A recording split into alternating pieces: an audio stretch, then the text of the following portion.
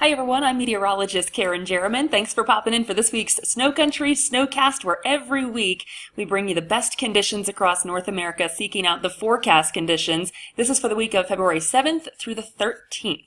So let's dig in, see what's going on here. In the western U.S., a snapshot of what's going on for the next several days. It's kind of busy. We have several storm systems to deal with that will bring snow to the Rockies, over to the Northwest, depending on where you are which day. Means something different because there are a series of storms, especially a couple of strong ones hanging off the Pacific Northwest coastline, and that's going to pull in some pretty decent snow for our northwestern mountains over California, Oregon especially, by the end of the weekend and early next week. So looking forward to that one. In the east, we'll have to deal with kind of a mixed bag. Storm system treks through the Midwest, which is going to mean good snow for a lot of our Midwestern ski areas, but more of a mix, a milder mix, farther east you go into New England, say. So that's going to keep us on our toes here over the next couple of days. Here are the storm tracks that I'm watching. Here's that low digging in over the Pacific Northwest, at least one of a couple, and you'll see that storm track kind of hangs out off the coast. That's going to mean some decent snow, again, especially around our Oregon mountains, Northern California as well. We've got a system digging out of the Rockies Wednesday to Thursday, leaves us with a little snow there in the Rockies for Thursday,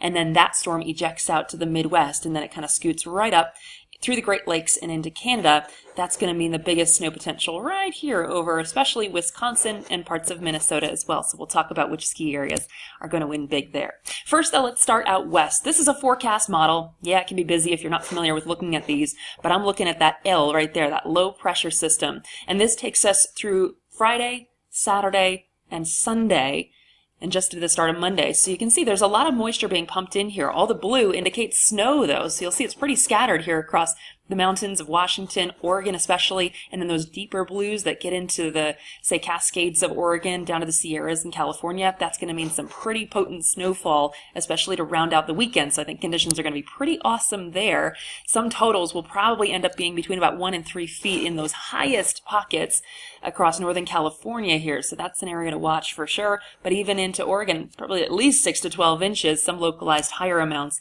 at those highest of peaks through the round out of the weekend. So let me go back to that. Some of the highest totals and best places will probably be around Mount Bachelor, Mount Ashland, Mount Shasta, and also the Tahoe area. That's right here. You can see a pretty big jackpot there of several feet over the course of the next several days through the weekend. So that's kind of a big deal. Enjoy that. Let's go Midwest. Same deal, looking at a forecast model here. The green indicates rain, so it's a pretty fine line over southern Wisconsin, but on the northern end of this is Thursday, some heavier bands are going to set up over northern Wisconsin, plus wind.